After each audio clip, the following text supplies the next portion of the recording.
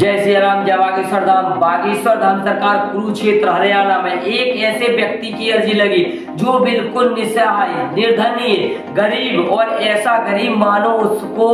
दिव्य दरबार में आने को पैसे भी 2 रुपए नहीं थे। तो वीडियो के एंड तक बने रहे, संपूर्ण इसी जानकारी में आपको इसी वीडियो में बताऊंगा। तो जैसा कि आप सभी को पता है कि वह धनवान व्यक्ति, धनाढ्य व्यक्तियों की तो अर्जी चंद सेकंड में लग जाती है, परंतु बागेश्वर धाम पूज्य गुरुदेव जी महाराज जी के दिव्य दरबार में यह कुरुक्षेत्र हरियाणा में पहला ही वह दिव्य दरबार है और पहला ही वाक्य है। जिस भक्त, गरीब भक्त की अर्जी लगी उसके पास किराए के 2 रुपए भी नहीं थे। वह ऐसा भक्त बेचारा लगभग 20 से 25 किलोमीटर लगभग 3 दिन पहले उसने पदयात्रा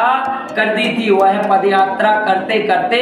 आज सुबह सुबह दिव्य दरबार में, क्योंकि वह उसको पता था कि 20 तारीख को दिव्य दरबार लगने जा रहा है, 20 मई को श्री बागेश्वर बालाजी सरकार पूज्य गुरुदेव जी महाराज जी कुरुक्षेत्र हरियाणा में आए हैं और वह धाम पर तो पहुंच पाना ही मुश्किल है, परंतु कुरुक्षेत्र हरियाणा में वह दिव्य दरबार में ही पहुंच जाए तो उसकी जय जय हो जाएगी। तो जब देखिएगा इतना निर्धन गरीब और इतनी भी गरीबी भगवान किसी को ना दे, क्योंकि उसको किराए तक के पैसे नहीं थे। वह पदयात्रा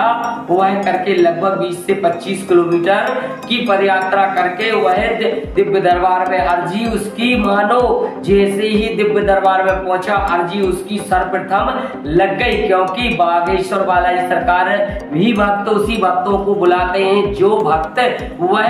अपने हृदय से निर्मल होता है और सीताराम का रटन करता है, क्योंकि सीताराम राम रसायन इनके पासा सदा रहे रघुपति की दासा, तुमरे भजन राम को भावे जन्म जन्म के दुख विसरावे। मानो ऐसे भजन और श्री रामलला सरकार की, क्योंकि श्री हनुमंत कथा हो या फिर राम जी की कथा हो, क्योंकि एक दूसरे की कथा में श्रोता बनते हैं। आप बागेश्वर बालाजी सरकार की कथा, श्री हनुमंत कथा, वह 3 दिन की कथा है कुरुक्षेत्र हरियाणा में और वह उसके श्रोता कौन है? श्री रामलला सरकार जय हो। क्योंकि पूज्य गुरुदेव जी महाराज जी ने जब उस गरीब भक्त की अर्जी लगाई तो उसके वह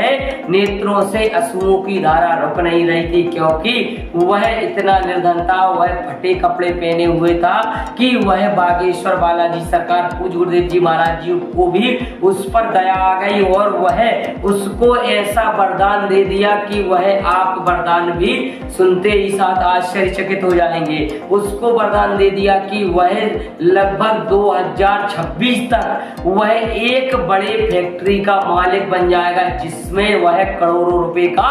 व्यापार करेगा। तो ऐसा वरदान यदि कोई दे सकता है तो वह सीताराम का रटन ही है, क्योंकि सीताराम का रटन करते जाइए और श्री बालाजी सरकार को प्रसन्न करने के लिए केवल सीताराम का ही रटन आप कीजिए तो उस गरीब भक्त की जय जय हो गई और वह गरीब भक्त हंसते हुए वह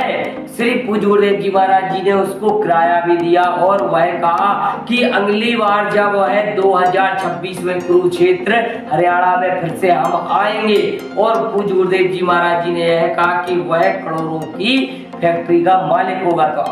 हो सकता है, क्योंकि पूज्य सरकार का लिखा हुआ कोई नहीं काट सकता और श्री बालाजी सरकार का लिखा हुआ काटने वाला भी इस धरनी पर अभी तक कोई अवतरित नहीं हुआ है। तो इसी के साथ सभी को जय श्री राम, जय बागेश्वर धाम।